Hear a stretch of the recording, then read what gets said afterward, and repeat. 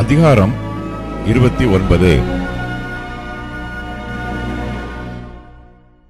10ஆம் வருஷம் 10ஆம் மாதம் 12ஆம் தேதியிலே கர்த்தருடைய வார்த்தை எனக்கு உண்டாகி, அவர், மனுபுத்திரனே, நீ எகிப்தின் ராஜாவாகிய பார்வோனுக்கு எதிராக உன் முகத்தை திருப்பி அவனுக்கும் எகிப்து முழுமைக்கும் விரோதமாய் தீர்க்க தரிசனம் உரைத்து சொல்ல வேண்டியது என்னவென்றால், கர்த்தராகிய ஆண்டவர் சொல்லுகிறார், எகிப்தின் ராஜாவாகிய பார்வோனே, நீ உன் நதிகளின் நடுவிலே படுத்துக்கொண்டு, என் நதி என்னுடையது, நான் அதை எனக்காக உண்டு பண்ணினேன் என்று சொல்லுகிற பெரிய முதலையே, இதோ நான் உனக்கு விரோதமாய் வந்து உன் வாயிலே துறடுகளை மாட்டி உன் நதிகளின் மச்சங்களை உன் செதில்களில் ஒட்டிக்கொள்ளும்படி செய்து உன்னை உன் நதிகளின் நடுவிலிருந்து தூக்கிவிடுவேன். உன் நதிகளின் மச்சங்கள் எல்லாம் உன் செதில்களில் ஒட்டிக்கொண்டிருக்கும். உன்னையும் உன் நதிகளின் எல்லா மச்சங்களையும் வனாந்திரத்திலே போட்டு விடுவேன். வெட்ட வெளியிலே விழுவாய். நீ சேர்த்து கொள்ளப்படுவதில்லை. உன்னை பூமியின் மிருகங்களுக்கும் ஆகாயத்தின் பறவைகளுக்கும் இரையாக கொடுப்பேன். அப்பொழுது எகிப்து தேசத்தின் குடிகள் எல்லாரும் நான் கர்த்தர் என்று அறிந்து கொள்வார்கள். அவர்கள் இஸ்ரவேல் வம்சத்தாருக்கு நாணற்கோலாய் இருந்தார்களே.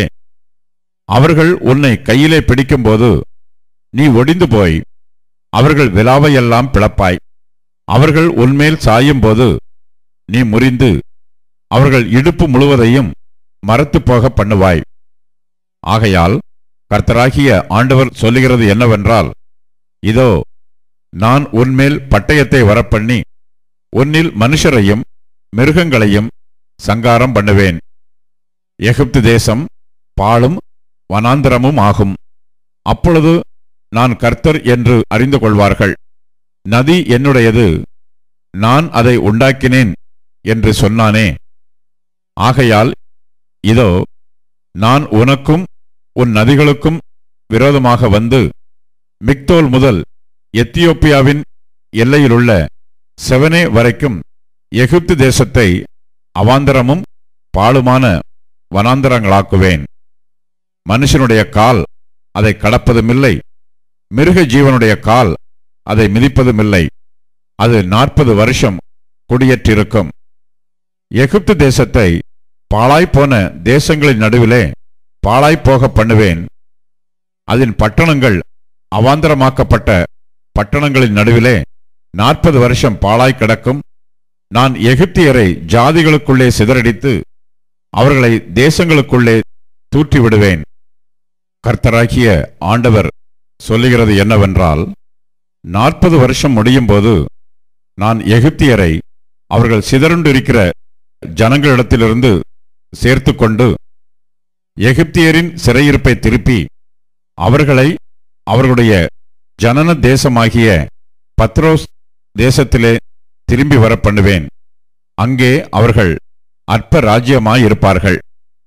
அது இனி ஜாதிகளின் மேல் தன்னை உயர்த்தாமல் மற்ற ராஜ்யங்களிலும் அற்பமானதாயிருக்கும். அவர்கள் இனி ஜாதிகளை ஆளாதபடிக்கு அவர்களை குறுகிப் போக பண்ணுவேன்.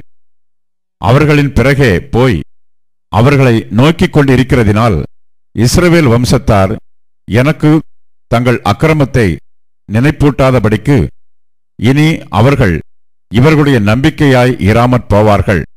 அப்பொழுது நான் கர்த்தராகிய ஆண்டவர் என்று அறிந்து கொள்வார்கள் என்கிறார் என்று சொல் என்றார்.